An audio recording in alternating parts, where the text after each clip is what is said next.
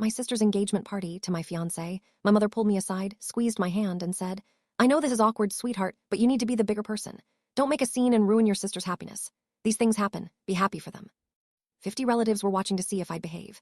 And I looked at my mother and at my sister glowing on the arm of the man who'd proposed to me 8 months earlier, and I made a decision that surprised even me. I smiled and I said, "Of course. I want nothing but the truth for both of them." And I left, and I started building the life that would, 4 years later, make all of them understand exactly what they'd done. Let me back up. My name is Colette Ramsey. I'm 35 years old, and my younger sister took my fiancé, and my entire family told me the problem was my failure to be gracious about it.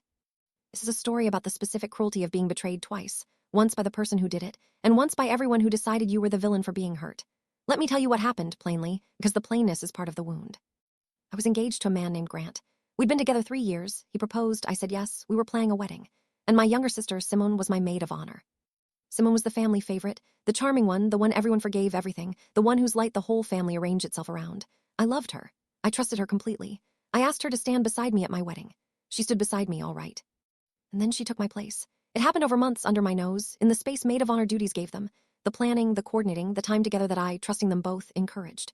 Grant and Simone, my fiancé and my sister. At the time I found out, it wasn't a moment of weakness to be forgiven. It was a full relationship, built in secret, in the architecture of my own wedding. Grant ended our engagement. 8 months later, he proposed to Simone. And here is where the second betrayal began, the one that actually broke me, because I could almost understand two people falling into something wrong. What I could not understand was my family. I expected them to be devastated for me.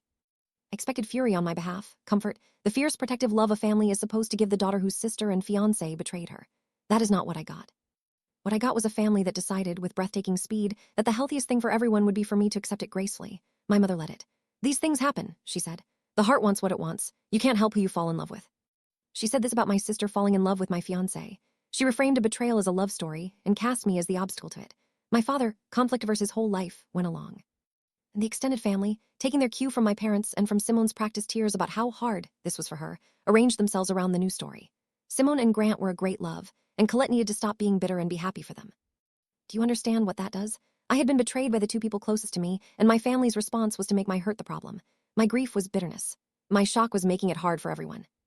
My completely reasonable inability to celebrate my sister marrying my fiancé was recast as a character flaw, a failure of grace, evidence that I was difficult and jealous and unable to be happy for others. Someone got to be the radiant bride-to-be. I got to be the cautionary tale about letting resentment eat you alive. The engagement party was the crystallization of it. They actually expected me to attend my sister's engagement to my ex-fiancé and to be gracious. And when I arrived, shaking, my mother pulled me aside and told me to be the bigger person and not ruin Simone's happiness. And something in me, in that moment, went very quiet and very clear. Because I realized, standing there, that I would never win the war they'd set up. There was no version of me that this family would accept as the wronged party. If I showed my pain, I was bitter. If I got angry, I was making a scene. If I grieved, I was failing to be gracious. They had constructed a story in which my only acceptable role was to smile and bless the people who'd betrayed me, and any deviation from that role would prove I was the problem. It was a trap with no exit. So I stopped trying to win it. I smiled at my mother, and I said I wanted nothing but the truth for both of them, a sentence she heard as grace and I meant as prophecy, and I left the party. And I left more than the party. I made a decision, quietly, on the drive home, that reorganized my entire life. I was going to stop trying to be accepted by people who'd shown me exactly what my acceptance was worth. And I was going to build a life so good, so full, so completely mine, that their approval would become irrelevant. I want to be honest about how hard this was, because I walked away and thrived, makes it sound easy, and it was not. The first year was brutal. I'd lost my fiancé, my sister, and, functionally, my family all at once, and I'd been told the loss was my own fault for not being gracious enough. I grieved all of it. I went to therapy. I had nights I didn't think I'd get through. Walking away from your entire family, even a family that's failed you, is a kind of death, and I mourned it. But slowly, in the space where my family's approval used to live, I built something else. I moved to a new city. I threw myself into work and rose. I made friends, real ones, chosen ones, the kind of people who would have been furious on my behalf, who could not believe what my family had done when I told them. I built, deliberately, the thing I'd never had, a circle of people who treated my hurt as real and my worth as obvious. I dated eventually, and after a while I met someone, a man named Theo who was everything Grant wasn't, steady and kind, and incapable of the kind of betrayal that had broken me. I built a career, a home, a genuinely happy life, entirely outside the family that had cast me as its villain. And here's the thing about walking away that they never expected. It removed me from the story they were telling.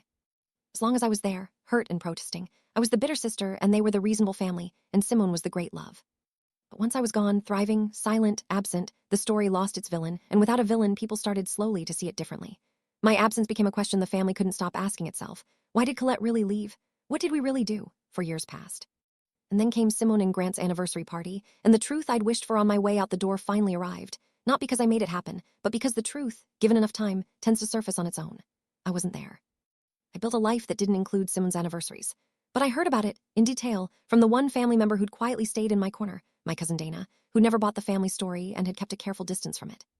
Because at that anniversary party, 4 years in, the marriage that my family had blessed as a great love had curdled into exactly what a marriage built on betrayal tends to become. Grant, it turned out, was a man who took what he wanted and then wanted the next thing, and at his own anniversary party, it came out, publicly and messily, that he'd been unfaithful to Simone. The way he'd been unfaithful to me with her.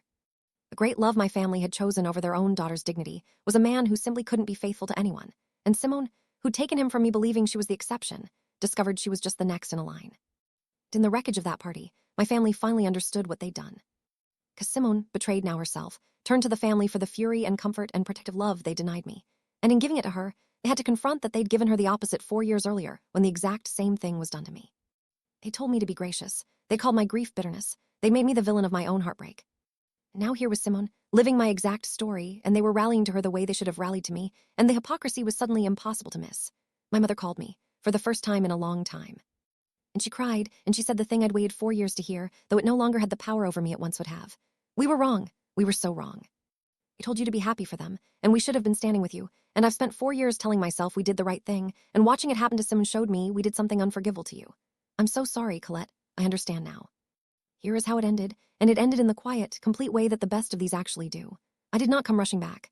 I want to be clear about that, because the story people expect is a tearful reconciliation, and that's not what happened. I listened to my mother's apology, and I believed it was sincere, and I told her I appreciate it and that I forgave her, because I'd done my grieving years earlier and forgiveness was for me, not for her. But I did not step back into the role of the daughter who returns and makes everything comfortable again. I built a life, a real one, a happy one, full of people who'd never once asked me to bless my own betrayal. And I was not going to dismantle it to rejoin a family that only understood my worth after watching my sister suffer the same wound. I let them back in slowly, on my terms, at the edges of a life that no longer depended on them. Some relationships were repairable, my mother's, over time with real work. Some weren't. Simone and I have barely spoken. The marriage that cost me everything ended, and she reached out, and I felt mostly a distant, tired compassion, but not a desire to rebuild. Some things break and stay broken, and that's allowed. The vindication I got was not the collapse of Simone's marriage, though I'd be lying if I said it brought me no peace to be proven right about Grant. The real vindication was subtler and better. It was that 4 years after being cast out for refusing to celebrate my own betrayal, I was the happiest person in my family, living a full chosen. Genuine life, while the great love they'd side against me for had detonated exactly as anyone not blinded by favoritism could have predicted. I hadn't won by fighting them. I'd won by leaving and building and letting time do what time does to the truth. My family told me to be the bigger person and be happy for the sister who took my fiancé. I became the bigger person, not by blessing the betrayal, but by walking away from everyone who asked me to, and building a life so complete that their eventual apology was something I could receive graciously instead of something I needed desperately. They said the heart wants what it wants, to excuse what my sister did. 4 years later, they found out that a heart like Grant's never stops wanting and never stays. I could have told them that. I did try to tell them that. They just weren't ready to hear it until it was their favorite daughter's turn to learn it. I wished them nothing but the truth on my way out the door. The truth took 4 years, but it came. It always does. And by the time it arrived, I didn't need it anymore. I'd already become happy, not for them, the way they demanded. For myself, which was the one thing they never thought I'd have the nerve to do.